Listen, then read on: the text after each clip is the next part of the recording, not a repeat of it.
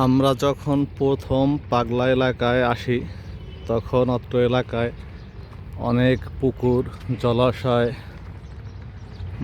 বিল দেখা যাইত, কিন্তু কালের বিবর্তনে পর্যায়ক্রমে সব হারিয়ে যাচ্ছে।